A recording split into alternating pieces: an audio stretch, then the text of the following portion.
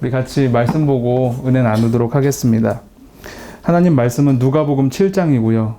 누가복음 7장 1절에서 10절입니다. 누가복음 7장 1절에서 10절입니다. 한 절씩 읽고 마지막 절은 같이 읽도록 하겠습니다. 예수께서 모든 말씀을 백성에게 들려주시기를 마치신 후에 가버나움으로 들어가시니라. 예수의 소문을 듣고 유대인의 장로 몇 사람을 예수께 보내어 오셔서 그 종을 구해 주시기를 청한지라. 이에 그들이 예수께 나와 간절히 구하여 이르되 이 일을 하시는 것이 이스라엘에게 합당하지 아니하며 그가 우리 민족을 사랑하고 또한 우리를 위하여 회당을 지었나이다 하니 예수께서 함께 가실 때 이에 그 집을 넣지 아니하며 백부장이 벌을 보며 이르되 주여 수고하지 마옵소서 내 집에 들어오시면 나는 감당하지 못하겠나이다. 그러므로 내가 주께 나아가기도 감당하지 못할 줄을 알았나이다. 말씀만 하사 내 하인을 낫게 하소서. 나도 남의 수하에 있는 사람이요 내 아래에 병사가 있으니 이더러 가라 하면 가고 저더러 오라 하면 오고 내 종더러 이것을 하라 하면 하나이다. 예수께서 들으시고 그를 놀랍게 여겨 돌이키사 따르는 무리에게 이르시되 내가 너희에게 이르노니 이스라엘 중에서도 이만한 믿음은 만나보지 못하였노라 하시더라. 보내었던 사람들이 집으로 돌아가 보매 종이 이미 나아 있었더라. 아멘. 네, 여러분, 저는 오늘 여러분과 함께 치유는 질문이다라는 제목으로 말씀 나누도록 하겠습니다. 제가 목회를 하다 보니까 참 감사한 경험이 많은데요. 좋은 분들을 많이 만났어요. 저는 목회자니까 당연히 제게 맡겨진 양떼들을 잘 돌보는 사명을 가진 사람인데 제가 목회하다 보니까 정말 감사하게도 과분한 사랑을 오히려 양들로부터 받았습니다. 제 이미지가 좀 불쌍한 이미지인가요? 저는 잘 모르겠는데 저를 불쌍히 여기고 저를 위해서 기도해주고 돌봐주는 그런 많은 분들이 계셨습니다. 제가 그 분들의 사랑을 받으면서 한결같이 느껴지는 생각은 어떻게 이럴 수가 있을까? 나한테 돌봄을 받아야 될 사람인데 나한테 사랑을 받아야 될 사람인데 오히려 나를 걱정하고 어떻게 나를 돌봐주는 사람이 있을 수 있을까? 제가 그런 고민하면서 목회를 잘 마무리하고 혼자서 김유비닷컴이라는 사역을 시작할 때도 상황은 마찬가지였습니다. 보면은 저는 상처 입은 사람들을 돌보기 위해서 이 사역을 시작했는데 지금 돌아보고 나니까 상처 입은 저를 돌봐주는 사람들이 저를 위해 기도해주고 저를 걱정해주고 저를 사랑해주는 걸 느낍니다. 교장 가피풀도 당연히 예외가 아니고 여러분들이 정말 부족한 저를 아껴주시고 사랑해주시고 돌봐주면서 기도해주시는 것 또 생각날 때마다 정말 도와주시는 거 제가 늘 느끼고 있습니다. 저는 이런 거를 느끼면서 가끔은 정말 너무 놀랍게 혼자 어떻게 이럴 수 있을까라는 질문을 던지게 됩니다. 목회자가 돌봐주고 정말 목회자가 사랑해줘도 모자란데 어떻게 나를 생각하고 나를 돌봐줄 수 있을까? 마치 목자와 양떼의 비유를 보면은 제가 예수님의 그 사역을 잠깐 위임받아서 제게 맡겨진 울타리 안에 있는 양들을 이렇게 돌보고 있는데 제가 풀을 뜯어다 주고 물을 길러다 주고 땀을 이렇게 흘리면서 옆에 앉아 있으면은 그 중에 양 한 마리가 저한테 똘레똘레 와가지고 목사님은 식사 안 하세요? 목사님은 물 안 드세요? 목사님 이제 좀 쉬세요. 이렇게 저를 걱정해주는 양을 봅니다. 그러면 저는 그 양이 너무 신기해요. 그래서 저는 양을 이렇게 물끄러미 바라보면서 속으로 생각합니다. 저 양의 정체는 뭘까? 저 양은 도대체 어떻게 저럴 수 있을까? 왜 날 걱정할까? 왜 나를 배려할까? 지금 자기도 배고프고 목마를 텐데 다른 양들은 다 신경 안 쓰고 가서 자기 밥 먹고 자기 물 마시고 쉴 거 다 쉬는데 이 사람은 뭘까 생각하면서 깊은 생각에 잠깁니다. 그런데 참 신기한 것은 그렇게 정말로 사랑하고 돌봐주는 사람 그리고 배려하는 사람 보면은 걱정이 없을 것 같은데 부족함이 없어서 저러는 것 같은데 자기가 정말 스스로를 잘 돌봐서 나를 배려하는 것 같은데 목자를 이렇게 배려하는 것 같은데 저한테 그 말을 해주고 되돌아가는 그 뒷걸음이 쩔뚝쩔뚝 거리는 거예요. 그래서 저는 참 고맙다 어떻게 저럴 수 있냐 하다가 깜짝 놀래가지고 뒤따라가가지고 뒷발을 잡고 들어봅니다. 그럼 거기에 큰 가시가 박혀 있는 거예요. 겉으로 볼 때는 정말로 부족함이 없어 보이고, 겉으로 볼 때는 행복해 보이고, 겉으로는 항상 웃고 있으니까, 그래서 그 행복감이 넘쳐서 목사인 나를 돌봐주니까, 목사인 나를 배려해 주니까, 야, 이 사람 정말 대단하다. 정말 성숙한 사람이다. 이 사람 정말 부족함이 없는 사람이다 생각했는데, 보이지 않는 곳에서 쩔뚝쩔뚝거리는 거예요. 보면은 뒷발에 큰 가시가 박혀 있습니다. 저는 이 모습을 보면서 같은 마음을 가집니다. 야, 이 사람도 나처럼 아프구나. 우리 다 아픈데, 우리 다 우리 안에 결핍을 갖고 있는데, 그 과정 속에서 서로 그냥 돌봐주고 있는 거구나. 내 연약함도, 저 사람의 연약함도 보이지 않는 곳에 존재하는 거구나 생각합니다. 그런데 우리가 인생을 살아가다 보면 모두 다 결핍이 있다는 사실을 잊고, 우리 주변의 사람들과 함께 더불어 살아갈 때 우리는 보이지 않게 자신 안에 하나의 착각을 하면서 사는 겁니다. 나 빼놓고 다른 사람들 다 괜찮지 않나? 나만 이런 거 아닌가? 나만 이렇게 고통받고 사는 거 아닌가? 그래서 주변 친구들을 만나면 각자 화기애애하게 대화하고 사라지는 그 뒷모습 속에 우리는 쓸쓸해집니다. 다들 잘 지내는 것 같네. 나 빼고. 다들 괜찮은 것 같네. 나 빼고. 저도 마찬가지예요. 목사 친구들 만나면은 야, 다들 각자 맡은 사명 잘 감당하고 있네. 나 빼고. 야, 정말 성도들과 함께 더불어 수고하며 하나님의 나라의 사역을 잘 감당하고 있네. 나 빼고.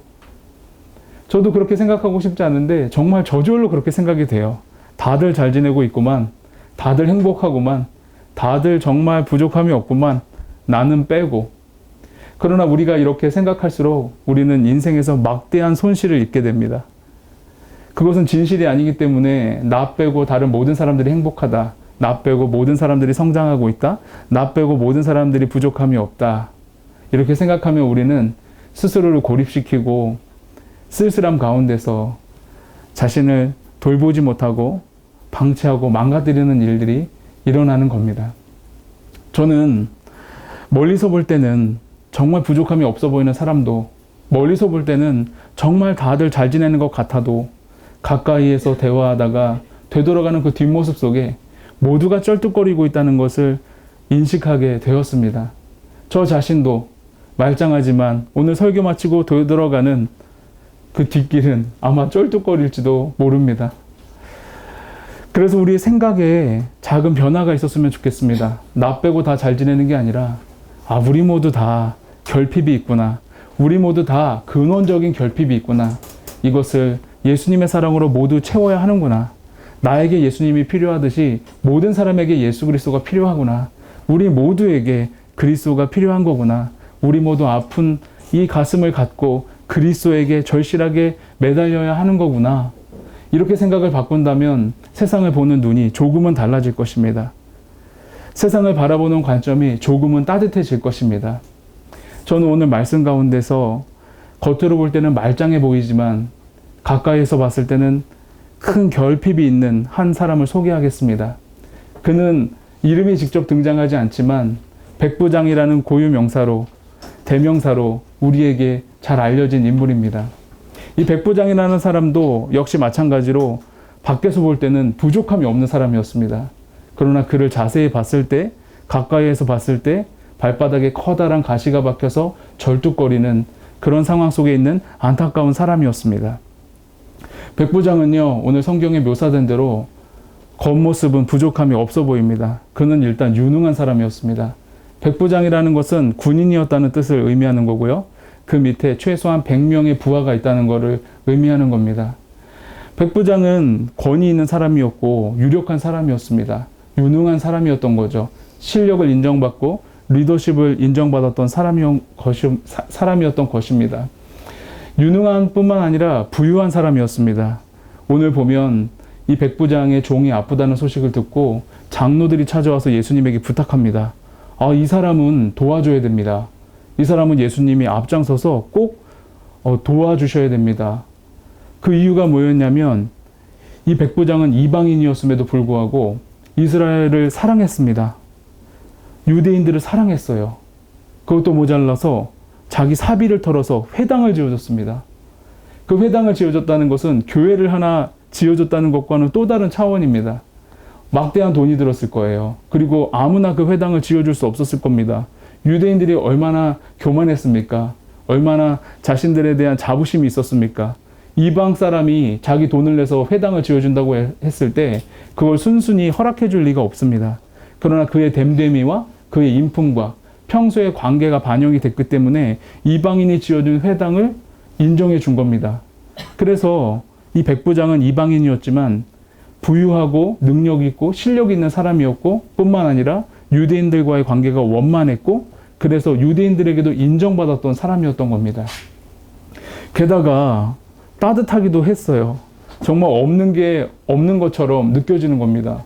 아니 이 정도 됐으면 권위 있는 사람이니까 정말 뭐 하천한 사람들, 미천한 사람들에게 관심을 안 가져줘도 될 것 같은데 이 백부장이 예수님을 찾아가서 부탁하는 얘기를 들어보면은 너무 황당합니다.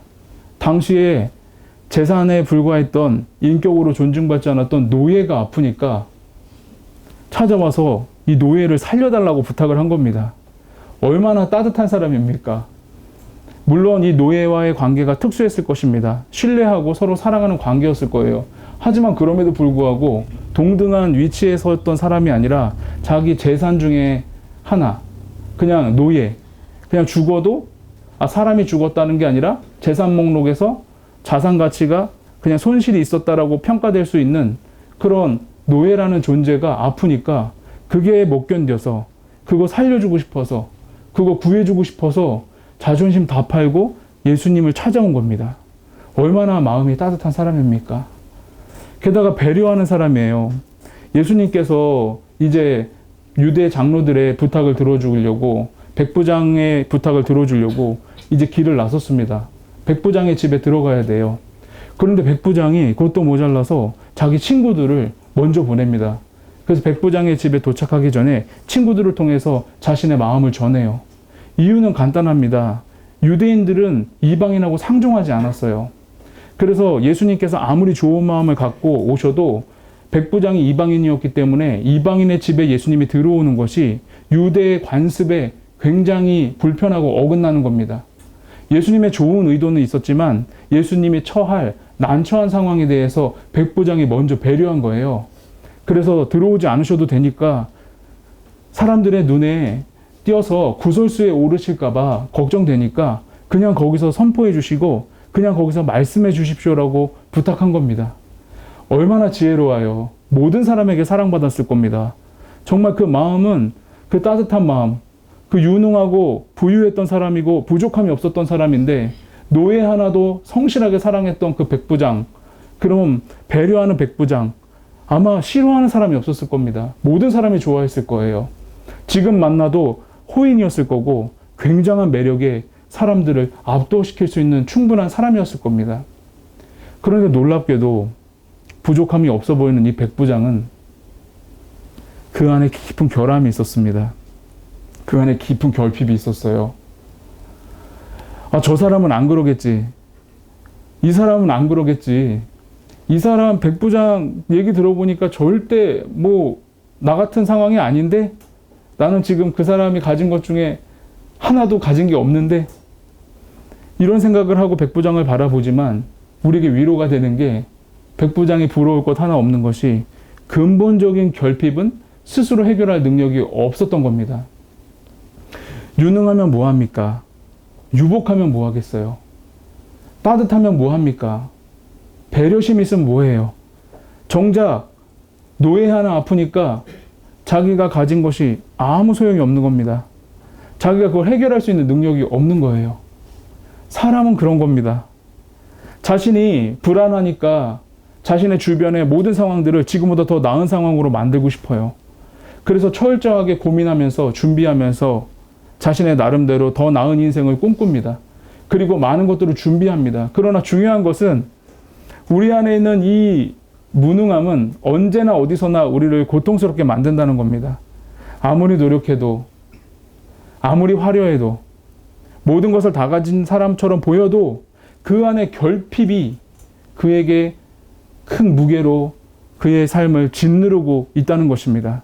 백부장도 마찬가지였습니다. 노예가 아프니까 너무 슬픈데 이거 해결할 방법이 없는 겁니다. 그래서 그는 사방팔방 도움을 요청한 끝에 유대 장로들의 소개로 예수님을 만나게 되었고 예수님에게 부탁할 기회를 가지게 된 것입니다. 우리가 남을 부러워할 필요가 없는 것입니다. 우리가 우리 주변의 환경에 더 나은 삶을 꿈꾸면서 더 나은 인생을 살기 위해 발버둥 칠 필요가 없는 것입니다. 우리의 인생은 근원적으로 결함이 있기 때문에, 우리 인생에는 근원적인 결핍이 있기 때문에 그 무엇으로도 채워질 수 없는 것입니다. 오직 예수님밖에는 그 결핍을 채워주실 분이 없다는 것입니다. 그러면 누군가 질문할 수도 있습니다. 목사님, 그러면은 어떡할까요? 다 버리고 다 포기하고 예수님처럼 살면 좋겠지만 엄연한 현실이 있는 거 아닙니까? 더 나은 삶을 꿈꾸지 말까요? 더 좋은 사람 되지 말까요? 더 유능해지지 말까요? 더 부유해지지 말까요? 더 배려하지 말까요? 더 따뜻해지지 말까요? 저는 그런 말 하는 게 아닙니다. 최선을 다해 좋은 사람 되십시오. 최선을 다해 더 나은 환경에 살아가기 위해 애를 쓰십시오. 그러나 알고 있어야 합니다. 이 모든 것으로도 나를 채울 수 없습니다. 이 모든 것으로 나의 결핍을 채울 수 없는 것입니다. 그리스도밖에는 이것을 채울 분이 없다는 것을 알고 우리는 살아가야 하는 것입니다. 알고 최선을 다하고, 알고 따뜻해지고, 알고 배려하고, 알고 유능해져야 하는 것입니다. 우리는 이 과정 속에서 이 백부장의 결핍을 채우시고 이 결핍을 해결하시는 분에게 관심을 가져야 합니다. 그분은 바로 예수 그리스도시죠. 예수님 입장에서도 놀라웠습니다. 아니, 이방 사람인데 백부장인데, 아니, 장로들이 와서 나한테 부탁을 한단 말이야. 그것도 모자라서 그 부탁을 들어주고 고쳐주러 갔는데, 이 사람이 이렇게 나를 배려하고 친구들까지 보내서 너무나 충격적인 믿음의 선언을 하네. 여러분, 예수님께서 백부장의 이야기를 들었을 때 깜짝 놀라셨습니다. 그래서 그 감격을 표현하셨는데, 이스라엘에 이만한 믿음을 가진 사람을 만난 적이 없다라고 얘기를 하셨습니다. 그 표현 이전에 그러면 백부장은 어떤 말을 했길래 예수님에게 그렇게 칭찬을 받으셨을까요? 백부장이 이런 표현을 했습니다. 친구들을 통해서 대신 전한 소식은 매우 단순하고 명료했지만 깊은 의미가 있었던 겁니다. 예수님, 제 위에도 권위자가 있습니다. 제 밑에도 부하가 있습니다. 제 부하들, 제가 말 한마디 하면 움직입니다. 가라, 그럼 갑니다. 와라, 그럼 옵니다. 제가 그 능력의 힘을 알고 있습니다. 이게 무슨 얘기냐면 예수님에게 전한 말은 단순한 겁니다. 예수님은 능력자십니다. 예수님은 그런 능력이 있으십니다. 예수님은 만물을 다스리는 분입니다. 예수님은 병자를 고칠 수 있습니다. 죽은 자를 살릴 수 있습니다. 예수님 그런 분입니다. 그러니까 감히 제 집에 들어오는 걸 감당할 수 없습니다. 예수님 거기서 말씀해 주시면 만물을 다스리는, 천하를 다스리는 하나님의 아들인 당신께서 선포하면 제 종이 나을 것입니다. 제 종이 죽었더라도 살아날 것입니다. 이것을 이방인이었던 백부장이 믿었던 것입니다. 놀라운 것은 친구들이 와서 백부장에게 말을 했습니다. 야, 네가 말한 대로 다 전해줬다. 노예 어떻게 됐니? 종은 어떻게 됐니? 나왔어. 나왔다고? 야, 시간 한번 맞춰보자. 언젠데? 헉! 예수님이 그 말 하자마자 노예가 나은 거야. 충격의 도가니에 빠진 것입니다. 우리는 이 과정 속에서 예수 그리스도를 향한 백부장의 진심을 알게 된 것입니다.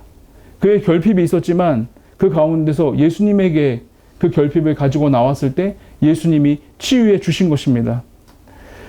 놀라운 것은 이 백부장의 믿음을 우리가 바라보면서 오늘 설교를, 그래, 백부장의 믿음을 본받자, 백부장처럼 믿자, 이렇게 결론을 내리고 난다면 우리는 공허한 적용을 할 수밖에 없는 것입니다. 왜냐하면 누가는 철저하게 데오빌로라는 이방인의 권력자, 이방인의 유력자를 향해 누가복음 사도행전을 기록했습니다. 누가가 의도하는 본문의 의미가 있을 것입니다. 그것은 데오빌로라는 한 명의 독자에게, 그리고 이 누가복음을 읽는 모든 독자에게 전해주려고 하는 것은 백부장의 믿음을 본받자는 메시지가 아니었을 것입니다. 백부장이 누구냐? 백부장이 이런 사람이다. 백부장이 얼마나 잘 믿었냐? 이 정도로 잘 믿었다. 그것이 오늘 본문에서 의도하는 것이 아닙니다. 누가의 의도는 백부장이 누구인가가 아닙니다. 예수 그리스도가 누구시냐? 예수님이 오늘 무슨 일을 행하셨냐? 백부장이 어떤 사람이든지 예수님께서 그 백부장을 위해 어떤 일을 행하셨냐가 본문에서 누가가 의도한 핵심 메시지인 것입니다. 예수님 누구십니까? 예수님은 백부장의 고백대로 백부장이 부각되는 것 같지만 백부장을 디딤돌 삼아 예수 그리스도의 능력이 부각되는 것입니다. 다 가진 사람 같아도, 다 누리는 사람 같아도 예수 그리스도 외에는 이 문제를 해결할 수 없다. 이방인일지라도, 치명적인 신분의 결함이 있을지라도 괜찮다. 예수 그리스도는 차별하지 않는 능력으로 이방인이든 유대인들이든 온 세상에 하나님의 아들로서 온 메시아이다. 그것을 선포하는 것입니다. 그러므로 우리는 백부장의 믿음을 본받자, 백부장처럼 살아가자라는 적용을 할 수 없는 것입니다. 예수 그리스도가 누구시냐? 그가 어떤 일을 행하셨냐? 그가 어떻게 우리의 결핍을 치유하시는가? 거기에 집중할 때 우리에게 소망이 있는 것입니다. 우리가 신앙생활하면서 고민에 빠질 때가 있습니다. 그래도 백부장처럼 믿는 믿음 쓰실 텐데, 그래도 백부장만큼은 아니어도 나도 어느 정도 믿어야 주님께서 기적을 일으키실 텐데, 야, 나는 정말 믿음이 너무 보잘것 없어가지고 감히 이런 일에, 이런 기적의 현장 근처에 가볼 수도 없겠다. 내 주변에서 기적이 일어나고, 내 주변 치유가 일어나고, 내 주변에서 놀라운 일이 매일매일 벌어지고 수많은 간증들이 내 귀에 들려오는데 정작 나는 도대체 기도 응답받는 게 뭐야? 도대체 내 안에서 상식을 초월하는 어떤 기적들을 난 본 적이 없는데 그런 것들이 나는 경험할 수 없는 건가? 질문할 수 있을 것입니다. 그러나 여러분, 우리는 그런 딜레마에 빠져서 자신의 믿음을 싸구려로 만들면 안 됩니다.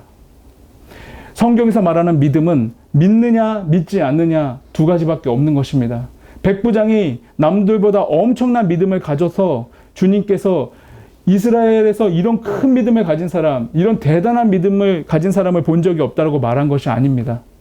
예수님은 백부장의 그 믿음을 보시고, 믿음의 있음을 보시고 아주 참신하게, 백부장이 아주 창의적으로 그 믿음을 표현했기 때문에 예수님은 놀란 것입니다. 백부장이 우리보다 비교했을 때 어마어마한 크기에, 어마어마한 넓이에, 어마어마한 깊이의 믿음이 있어서 예수님이 놀라신 것이 아니라, 아니 이 사람이 어떻게 이걸 믿냐는 것에 놀란 것입니다. 믿었기 때문에 놀라는 것입니다. 우리의 안에 그리스도를 향한 마음이 있다면, 우리 안에 예수님을 향한 믿음이 조금이라도 있다면 그것은 믿는 것입니다. 더 믿기 위해 고민하는 것은 믿기 때문에 고민하는 것입니다. 믿음을 더 키울 수 있을까요?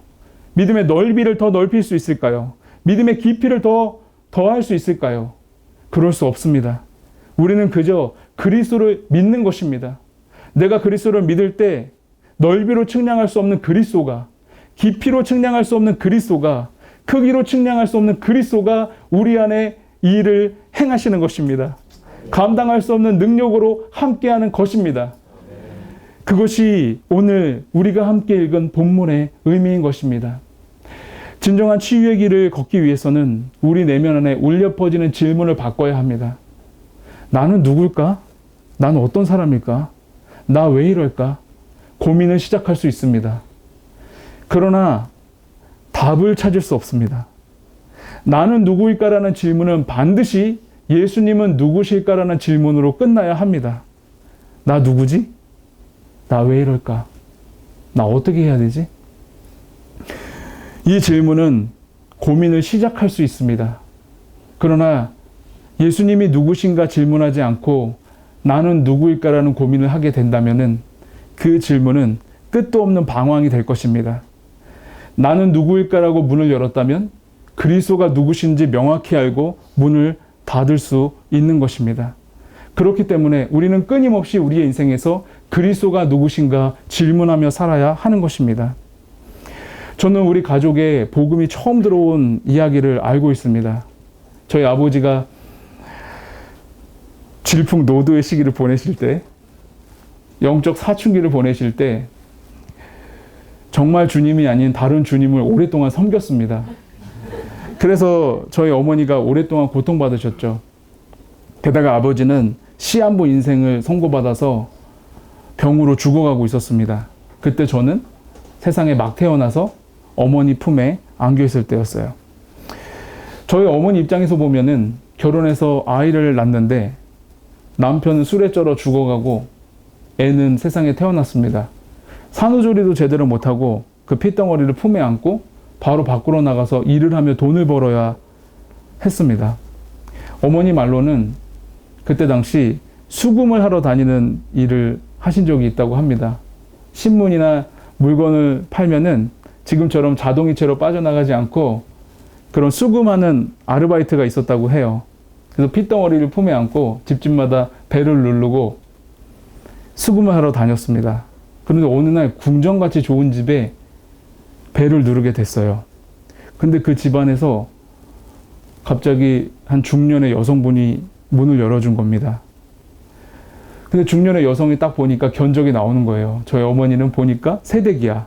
그런데 품 안에 애를 안고 있는데 몸조리도 못한 게 보인 거예요. 무슨 마음이 들었는지 그 중년의 여성분이 저희 어머니를 집으로 초대를 했습니다. 저희 어머니는 낯을 가리니까 어쩔 줄 몰라 하고 있는데 너무 따뜻하게 배려해 주면서 집으로 초대를 한 거예요. 그리고 차 한 잔 타준 다음에 질문을 했다고 합니다. 새댁 내가 보니까 무슨 사연이 있는 것 같은데? 그래서 저희 어머니가 정말 절벽 벼랑 끝에 섰으니까 아무도 그만 알아준 사람이 없잖아요. 그리고 행색부터 초라해 보이는데 누가 관심을 가졌겠어요. 근데 그 질문 듣자마자 혼자 주책맞게 운 겁니다. 남편 죽어가지. 애는 태어났지. 자기는 경제적으로 능력도 없지. 몸은 골병 들고 있지. 그러니까 그 질문 하나 했다고 거기서 주책맞게 막 울었대요. 그랬더니 그 아줌마가 이 얘기 다 들어줬대요. 그리고서 나랑 잠깐 가자고. 그래서 은행 가가지고 그때 당시 꽤 큰 돈을 찾아서 주면서 남편 살려보자고. 이걸로 고깃국 사가지고 남편 해먹이면서 기운 좀 나게 해보라고. 그리고 계속 교회로 전도를 했대요. 알고 보니까 권사님이셨던 거예요. 그래서 우리 가족에게 복음이 최초로 전해진 겁니다. 저희 어머니 말로는 3개월 동안 그 권사님 손잡고 교회 다녔는데 목사님 설교는 하나도 모르겠더래요. 뭔 말이요. 뭔 소리 하는 거 지금. 저희 부모님이 10년 동안 충청도 쪽에서 목회를 하셨습니다. 경기도 끝자락에. 그래서 저도 모르게 지금 충청도 사투리가 나왔네요. 반갑습니다. 충청도 도민 여러분. 그래서 신앙을 갖게 된 거예요. 신앙을 갖게 된 거예요. 근데 기적적으로 저희 아버지가 병이 나은 거예요. 그래서 폐의 3분의 1 다 없어졌는데 거기서 멈추고 주님이 살려준 겁니다. 근데 저희 부모님은, 저희 어머니는 특히 그 권사님하고 계속 연락을 하고 지내신 거예요. 저는 몰랐어요. 그거를 오랫동안. 그리고 누가 우리 가족에게 복음을 전했는지도 몰랐습니다. 왜냐하면 저는 어머니가 저를 전도하셨고 우리 부모님이 힘들게 신앙생활을 했기 때문에 오랫동안 몰랐죠. 그런데 어느 날 어머니가 얘기를 하시더라고요. 어떤 권사님이 우리를 전도하셨다. 근데 그 권사님의 남편분과 권사님이 너무 귀하신 분이다. 제가 그래서 그거를 보고 검색을 해봤어요. 그랬더니 그 권사님의 남편분이 연세대 의대의 김명호 박사님이신데요. 그분이 원주대학교 초대 그 학장을 하셨다고 하더라고요. 그리고 연세대 의대 명예교수시고 정년 은퇴한 다음에 네팔에 가셔서 네팔 선교하시면서 전 재산과 자신의 모든 지식과 경험을 다 네팔에 쏟아부으셨어요. 그 네팔에 보건대학, 국립대학을 하나 세우시고 네팔의 의료를 엄청나게 성장시키셨다고 하더라고요. 그런 분이 부족함이 없었을 거예요. 집부터 궁궐같이 으리으리했다고 하니까 그 당시에. 그 세대가한테 뭔 관심을 가집니까? 그 집에서. 근데 그 가운데 복음을 전해주셨어요. 근데 저는 그런 분들을 한번 찾아가서 고맙다고 인사를 한번 하고 싶었거든요. 근데 저는 내가 뭘 하고 쥐뿔도 없는데 가서 뭘 인사를 하나 이러고서 계속 견뎠어요. 참고. 근데 저희 어머니께서 1년에 한두 번 정도는 유비야 그래도 한번 인사드려야 되지 않겠니? 더 늦기 전에 한번 인사드려야 되지 않겠니? 그래서 아 그러게요. 좀 뭔가 보여드릴 수 있는 게 있어야지 보여드리죠. 뭐 제가 뭐 이렇게 가서 뭐 할 말이 없잖아요. 그리고 계속 미뤘어요. 근데 어느 날 제가 이제 미국을 다 이제 갈 준비를 하고 이제 출국이 얼마 안 남았는데 어머니가 어렵게 운을 떼시더라고요. 권사님이 위독하셨다. 건강이 완전히 망가지셨다. 그래서 너 가면은 어떻게 될지 모를 것 같은데 그냥 한번 찾아뵙고 인사드리는 게 도리인 것 같다. 생각해보니까 그래요. 그 도리죠. 살아계실 때 한 번은 뵈야 되니까. 너무 부끄러운 거예요. 쥐뿔도 없으니까. 그래가지고 제가 아내한테 상의를 했더니 아내가 어우 왜 그걸 이제 얘기했냐고 가자고. 그래서 그때 저희 집에 1, 2, 3호가 있었는데 1호, 2호밖에 없었거든요. 첫째, 둘째만 데리고 저기 서울 외곽에 아주 작은 아파트에 사시더라고요. 갔는데 충격받았어요. 갔더니 검소한 걸 넘어서 너무 검소하신 거예요. 집에 가구가 거의 없으시더라고요. 어머니가 설명해 줬어요. 가진 걸 다 선교에 쏟아부으셨다고. 갔더니 그 받은 상이랑 트로피랑 감사패 같은 게 이렇게 좀 괜찮은 캐비넷에 이렇게 있어야 되는데 안 쓰는 방에 방바닥에 다 내려져 있더라고요. 그래서 무슨 이렇게 수집한 것도 아닌데 그냥 이렇게 약간 그냥 갖다 놓은 느낌이 들더라고요. 그것에 대해서 자부심이나 어떤 이제 만족감을 표현했다기보다는 그냥 있으니까 어떻게 처리를 할 수가 없으니까 거기다 그냥 쌓아놓은 것 같은 느낌이 들었어요. 연로하시죠. 권사님 기운도 없으시고. 가서 제가 인사를 드렸는데 다른 건 다 땅바닥에 있어요. 감사패, 트로피 이런 거 다 땅바닥에 있는데 제가 온다고 하니까 우리 가족이 온다고 하니까 그 이제 박사님이랑 권사님이 흑백 사진 한 장을 딱 품에 이렇게 갖고 있더라고요. 너무 순수하게. 갔더니 다른 거는 일절 얘기 안 해주고 이 사진 좀 보라고. 봤더니 뭐냐면은 흑백 사진인데 천막교회를 개척하는 그 사진이에요. 나 예수님 때문에 여태까지 살았다고. 예수님 때문에 살았다고. 근데 저랑 아내랑 갑자기 말할 수 없는 감격에 빠진 거예요. 세상에, 어머 세상에 어떻게 이럴 수가 있지? 그래서 제가 용기 내서 민망함을 깨고 고백을 했어요. 박사님, 권사님, 인사 늦었습니다. 더 늦기 전에 오고 싶었습니다. 그때 저희 어머니 품 안에 안겨있던 핏덩어리가 접니다. 복음 전해주셔서 감사합니다. 덕분에 우리 가족이 다 예수 믿었습니다. 제 아이들 덕분에 하나님의 자녀를 잘 키우고 있습니다. 부족하지만 복음 전하며 일생 바치겠습니다. 면목이 없어서 늦었습니다. 그냥 있는 모습 그대로 봐주셨으면 감사하겠습니다. 했더니 두 분이 말없이 눈물이 그렁그렁 하시더라고요. 제가 물어봤어요. 어떻게 저희 어머니에게 복음을 전해줄 생각하셨냐? 어떻게 이런 정말 하찮은 우리에게 이렇게 사랑을 베풀 생각을 하셨냐? 그랬더니 권사님이 편찮으셨다가 극적으로 일어나셔서 목소리 기운이 하나도 없어요. 근데 어렵게 힘없게 말을 하시더라고요. 아니 몰랐지. 나는 그냥 예수님이 너무 좋았어. 몰랐지. 나는 이렇게 될지 몰랐지. 그냥 예수님이 너무너무 좋았어. 이렇게 얘기를 하시는 거예요. 근데 제가 눈물을 참을 수가 없어가지고 막 어떻게 해야 될지 모르겠더라고요.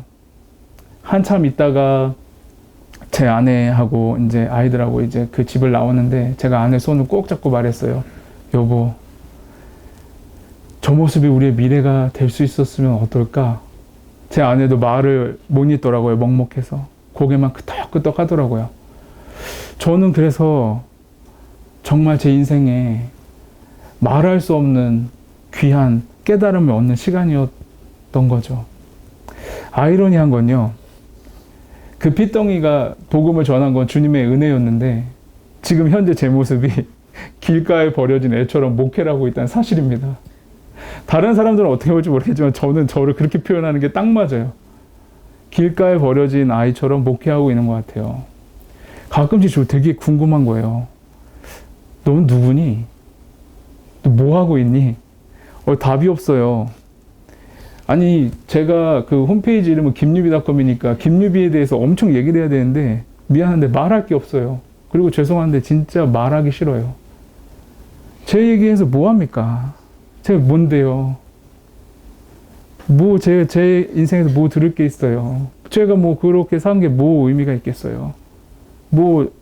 그러니까 그 마음은 답변을 못하지만 좀 전해줬으면 좋겠어요. 제가 뭔데요?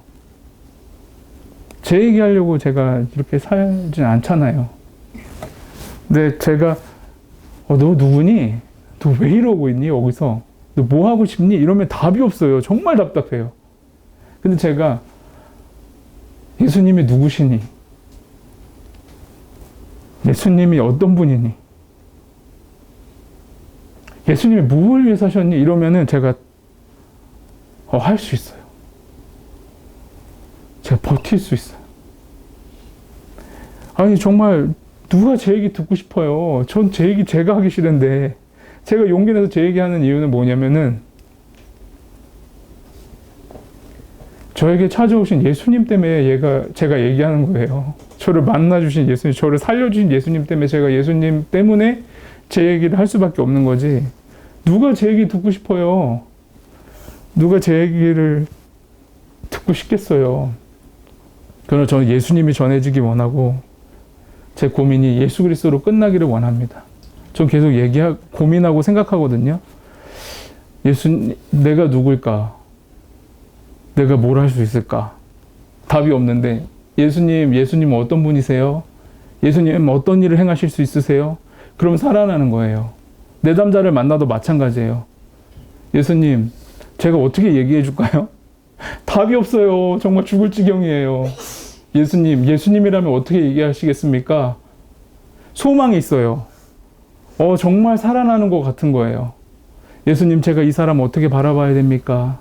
제가 이 사람 어떻게 바라보면 좋겠습니까? 그러면 거기에 소망이 있는 거예요. 이 사람 누구지? 이 사람 도대체 왜 이런 고민을 하지? 답이 없는 겁니다. 근데 저는 예수님, 이 사람은 누굽니까? 예수님, 이 사람을 어떻게 바라보십니까? 거기에 소망이 있는 것입니다. 우리는 함께 진지하게 우리의 삶을 잠깐이라도 돌아봤으면 좋겠어요. 우리 고통이 시작되는 지점은 나에게 질문을 던짐으로 시작이 되는 겁니다. 내가 누구냐? 나 왜 이렇게 살았냐? 나 왜 이렇게 태어났냐? 나 왜 이것밖에 안 되냐? 내가 이룬 게 뭐냐? 뭘 위해 살아야 되냐? 고통에 빠집니다. 심지어 파괴됩니다. 그러나 우리 안에는 질문의 변화가 필요합니다. 예수님 누구냐? 예수님 어떤 분이시냐? 예수님 나에게 어떤 일 행하셨냐? 예수님 나에게 뭘 원하시냐? 예수님 뭐라 말씀하시냐? 예수님 나를 얼마나 사랑하시냐? 주어의 변화가 있을 때 우리는 치유될 수 있을 것입니다. 주어의 변화가 있을 때 우리는 변화되기 시작할 것입니다. 이 말을 하고 싶었습니다. 치유는 질문입니다. 올바른 질문이 우리를 올바른 길로 인도할 것입니다. 우리 함께 기도하도록 하겠습니다. 주님, 우리는 매일 속으로 질문합니다. 왜 나만 이렇지? 다른 사람들 다 잘 지내잖아. 나만 왜 이렇게 초라할까? 나만 왜 이렇게 무기력할까?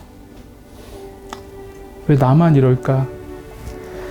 내가 절뚝거리는 사이 모든 사람이 절뚝거리고 있다는 사실을 우리는 보지 못합니다. 모두가 절뚝거립니다. 나만 그런 게 아닙니다. 겉모습 화려해 보이고 부족함 없어 보여도 세상 모든 사람들의 박수를 받아도 인정을 받아도 우리 모두에게 예수님이 필요합니다. 우리 모두에게 예수님밖에 없습니다. 나 왜 이럴까? 나 누굴까? 내가 뭘 할 수 있을까? 내가 뭘 이루었나? 고민할수록 우리는 쓸쓸해집니다. 외로워집니다. 불행해집니다. 그러나 우리가 질문을 변화시킬 때 우리에게는 참된 평안이 밀려오는 것입니다. 예수님 누구일까? 예수님 무엇을 위해 세상에 오셨을까? 예수님이 무슨 일을 행하셨나? 예수님이 누구를 만나셨나? 예수님이 나를 얼마나 사랑하시나? 예수님이 나를 얼마나 사랑하시나? 주님, 우리 안에 우리를 파괴하는 질문을 뒤로 하고 우리를 살리는 질문이 시작되게 하여 주시옵소서. 성령께서 끊임없이 그리스도를 중심으로 우리 각자가 성령과 교제하며 올바른 질문을 던질 수 있도록 주님 우리를 이끌어 주시옵소서. 이 모든 말씀 우리 주 예수님의 이름으로 기도했습니다. 아멘.